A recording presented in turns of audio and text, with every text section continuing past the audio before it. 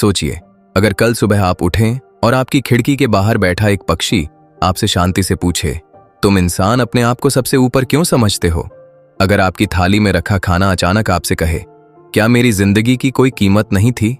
अगर जंगल, समुद्र और आसमान सब एक साथ जाग जाए और धरती पर मौजूद हर जीव इंसानों जितनी समझ रखने लगे, तो यह दुनिया वैसी नहीं रहेगी जैसी हम आज जानते हैं।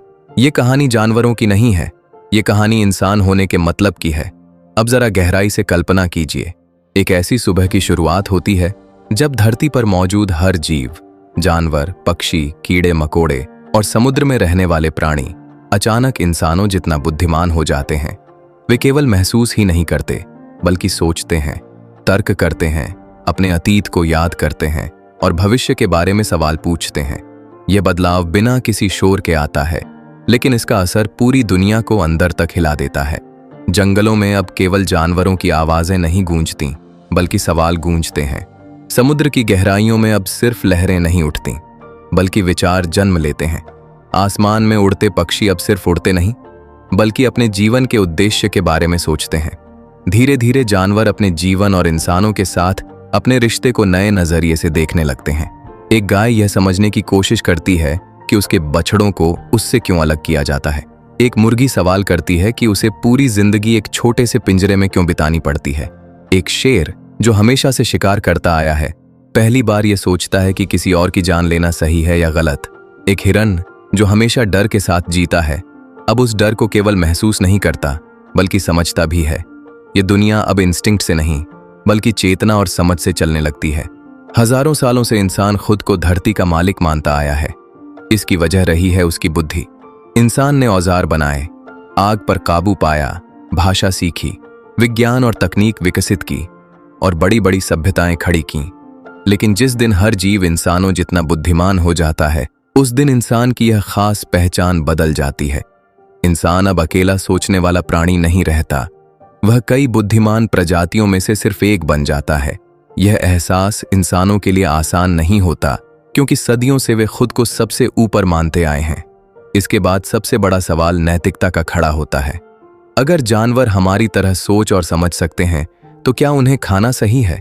क्या उन पर प्रयोग करना सही है? क्या उन्हें मनोरंजन के लिए पिंजरों में बंद रखना सही है? खेत, जहां जानवरों को भोजन के लिए पाला जाता है, अब सामान्य जगह नहीं लगती। बूचड़खाने अपराध स्थल जैसे महसूस होने लगते हैं। चिड़ियाघर मनोरंजन नहीं, बल्कि जेल जैसे दिखने लगते हैं।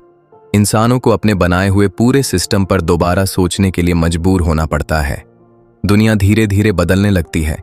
नए कानून बनते हैं, जिनमें सिर्फ इंसानों के अधिकार नहीं, बल्कि सभी बुद्धिमान जीवों के अधिकार शामिल होते हैं। अदालतों में जानवरों की आवाज सुनी जाने लगती है। किसी जानवर को नुकसान पहुंचाना अब केवल क्रूरता नहीं, बल्कि गंभीर अपराध माना जाता है।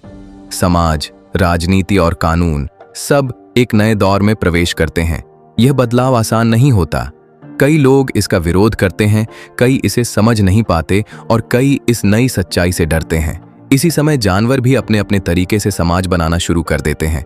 हाथी मिलकर फैसले लेते हैं और अपने झुंड के लिए नियम बनाते हैं।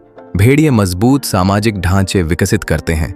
डॉल्फिन समुद्र के भीतर उन्नत संस्कृतियां बनाती हैं, जहां ज्ञान पीढ़ी दर पीढ़ी आगे बढ़ता है। पक्षी आसमान में अपने समुदाय बनाते हैं और कीड़े मकोड़े जमीन के नीचे संगठित समाज रचते हैं।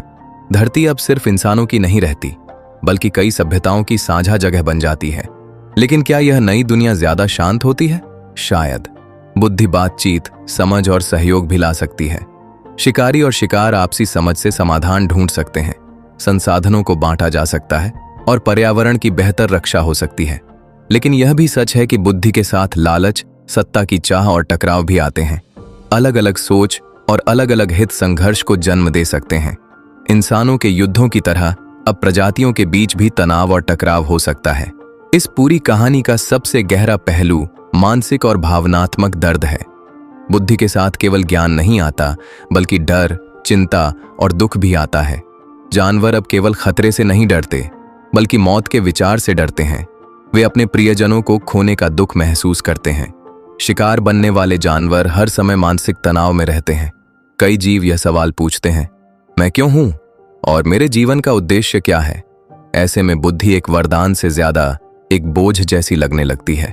आखिर में एक बहुत बड़ा सवाल हमारे सामने खड़ा होता है, अगर सभी जीव इंसानों जितने बुद्धिमान हों तो इंसान को खास क्या बनाता है? न बुद्धि, न ताकत, न नियंत्रण। शायद इंसान की असली पहचान करुणा में होगी, दूसरों के दर्द को समझने की क्षमता में, शायद विनम्रता में, यह स्वीकार करने में कि हम इस धरती पर अकेले नहीं हैं, और शायद सह अस्तित्व में, एक ऐसी दुनिया बनाने में जहां अलग अलग प्रजातियां सम्मान और बराबरी के साथ रह सकें। ये कल्पना जानवरों के बारे में कम और इंसानों के बारे में ज्यादा है। यह हमें आईना दिखाती है और एक सरल लेकिन गहरा सवाल पूछती है, अगर कल से हम इस धरती पर अकेले बुद्धिमान न रहें तो क्या हम सच में इसे सबके साथ बराबरी से साझा करने के लिए तैयार हैं?